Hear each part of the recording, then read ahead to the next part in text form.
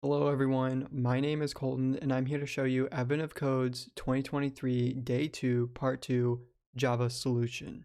If you don't know what Advent of Code is, it's basically like an Advent calendar. So if you ever as a kid got some kind of box and you opened one like little portion of it each day all the way up until Christmas and there was like a little chocolate in there or something, that's basically an Advent calendar. But instead for Advent of Code, there's just a problem that comes out every single day leading up to Christmas. So therefore we get Advent of Code. And so really you don't need any kind of CS background as long as you just have some problem solving skills like this says right here, you should be good to go. But anyway, without further ado, let's get right into it.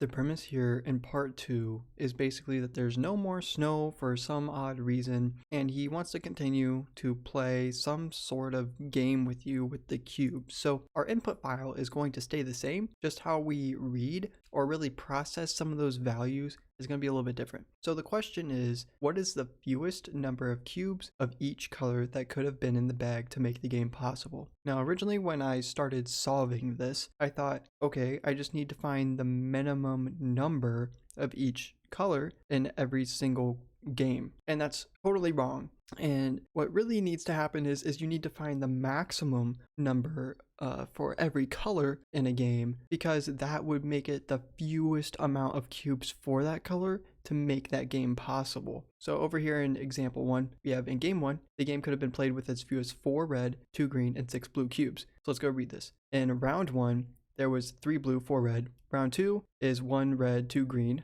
6 blue. And then round 3 is just 2 green. Now let's go read this again. The game could have been played with as few as 4 red. So as we can see, 4 red is the max here, but if we had anything less than 4 red cubes in this bag, this game would have been possible. I mean, round 2 would have been possible, and that's about it. But we needed at least 4 red cubes to proceed. And it's very similar to all the other games here. You need to find the max number of cubes for every color. And next we need to define a second piece to this problem, the power of a set of cubes, so of the amount of all the colors in a game, is equal to the numbers of red, green, and blue cubes multiplied together. So in game 1 we had 4, 2, and 6, so 4 times 2 is 8, and then 8 times 6 is 48, so that would be the power of game 1. And at the end here, it's saying for each game, find the minimum set of cubes that must be present, and then what is the sum of the power of these sets. As you can see, I've already solved it here, but I thought I might as well show you the solution. Before we go any further, we need to kind of show the solution of what happened in part 1. So if you haven't finished part 1, I suggest you go and look at the video there so you can kind of get a better understanding of what's going on. So over here, we define some constraints. The red amount, the green amount, and the blue amount of what determines a valid game. We start having a sum to sum all of the game IDs that were valid, and then we have an array list of strings that we call file, and that's going to be equal to some method called read file, which is just reading in all the lines of the file. So if we go look at that, we create another array list that we're eventually going to return here. We use a try with resources with a buffered reader that's just going to read in every single line, and while line is not null, we add it to the file array list, and then we go ahead and update the line variable here. Then we also have to have some sort of catch, and then we return the file. If we go back up here and move to the next line, then we create an array list of games that is equal to parse games given the file. So over on parse games, this is where the meat of the problem is really at, is just parsing this file to figure out what the games are. But before we can move any further than that, we also need to define a game class. And so over here in the game class, we define a game to have just an integer ID and then an array list of hash maps. And each hash map is going to map a string to an integer. That string is going to be some sort of color, and then the integer is the amount of times it occurred. And we call this array list of hash maps rounds, because every game can have some sort of variable amount of rounds. So if we go look over in input.txt, we can see game 1 has a round right here, and then another one, and then it keeps on going. But then if you go look down at games 5, we have significantly less rounds that are going on in this game compared to games 1, 2, and so on. So back over here, we know that we're going to have some games, so we read every line that we have in that file array list that we had earlier. We then need to go ahead and split the very first line, let's just say for this instance, by the game and all the rounds that come after it. And so then we also have to do a further split on this, which is just grabbing the ID of that game. Once we have the ID, we can go ahead and create a new game with the constructor that we had, which just takes an integer ID, but then goes ahead and initializes a hash map for us, or really an array list of hash maps. Once we've gotten to that point, we can go ahead and start parsing all the different rounds. So we go ahead and parse the second index of the very first split that we did, and we parse it with a semicolon and a space. So if we look over here, every single round is separated by this, and so this is going to be a single index in that array. This is going to be another one, and you keep on going. So then we're going to iterate through all the rounds, which are just currently strings at this moment, and we're going to iterate in the rounds array. So then we can go ahead and create our hash map that's going to be considered a round. Then we create another array.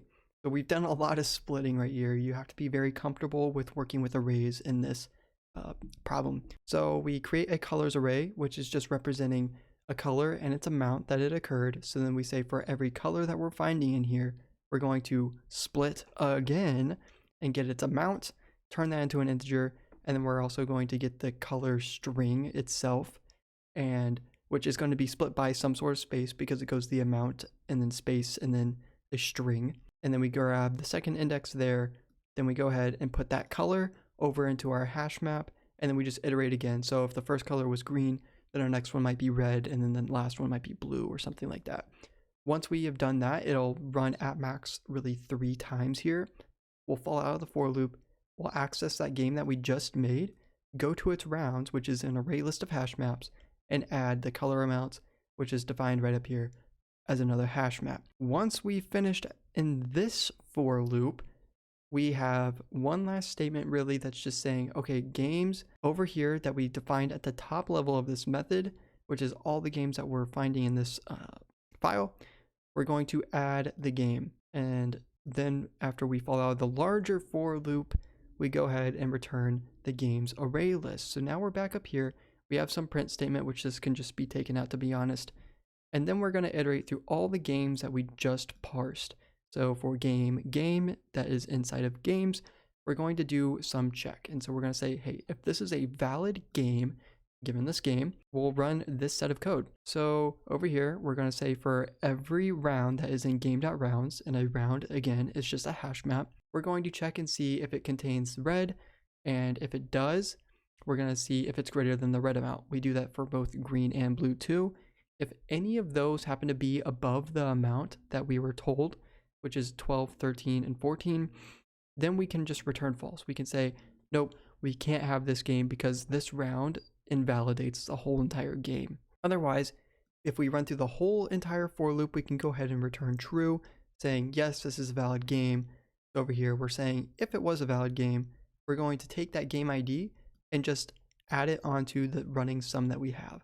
And so at the end, we get some large number, and then you can go ahead and input that in over on Advent of Code's website, and then I'll pass you on to part 2. So over here in Cube Conundrum 2, which just so happens to be misspelled with a D instead of a B, but that doesn't matter. We have generally the same code. We still have parse games and we still have read file, but our main method is going to look a little bit different, and we also removed the constants up at the top because we no longer need them. So back down here, we're going to create a new method to help us out. So it's going to be a public static, and it's going to return an integer, and we're going to call it get max color amount, I guess is maybe a good way to go about it. And this is going to take in a game and then also a string color to kind of make this more of a general method. We can just pass any kind of color in and get it from that game and just potentially return 0 if that color doesn't exist in there. So we're going to go and create an integer called max amount, and this is going to be equal to the max amount of the times that we've seen a color within a round, or in really a set of rounds. So over here, after we've declared this variable, we can go ahead and start iterating through all the rounds in a game. So for a hash map that is a string to an integer mapping, we can call it round, and we can say in game.rounds, which this is just going to be iterating through all the rounds in the game.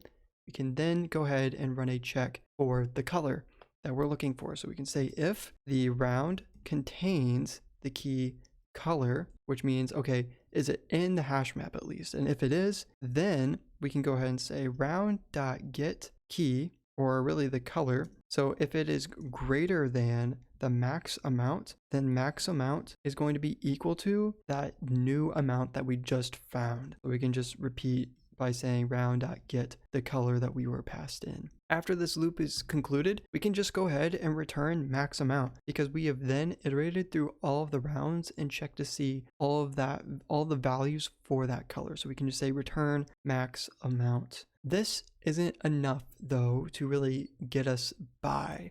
The next step is to go ahead and get the power of a single game. So we're going to write a new method that's going to be a public static method that will return an integer, and we'll call it get power. And this is just going to take in a single game. This is where we're going to utilize our get max color amount method. And so this should be kind of synthesizing a little bit better now. So here we're just going to iterate, or not really do any iterations, but we'll just say int red is equal to get max color amount with the game that we were passed in as a parameter, and then we're just going to say red. Then for green, we can say int green is equal to get max color amount for the game that we were given, also with the color green, and then just the same thing for blue. Now that we have our red, green, and blue values, or their max amounts that they occurred within those games, we can just return the multiplication of all those values. So we'll just say return red times green times blue, and this should be good enough. Lastly, back up in our main method, we can just return to our for loop that we had that was originally summing all of the game IDs, and we can just change out some of that code for getting all the max colors and summing up the powers and whatnot. So really we can just say sum plus equal get power of the game that we are currently on. And if you remember, get power is automatically calling that get max color amount, and so we don't need to mess with that method at all. Really, that's just a helper method. And this is all we need to do. The print statement can stay the same, or technically there's a small change. We say sum of game powers instead of sum of game IDs, and then we just print the sum. We can go ahead and remove this print statement, and let's run. If we look, the answer is 74,229, and that is the answer to pass part 2 of day 2 Advent of Code. So that's it for the second day. I would like to thank you for watching. If you have any questions, go ahead and comment down below and I can try to answer them as best I can. But anyway, if you enjoyed this video or if you learned something, please consider hitting the like button and subscribing for more content like this. But again, thanks for watching, and I'll see you in the next one.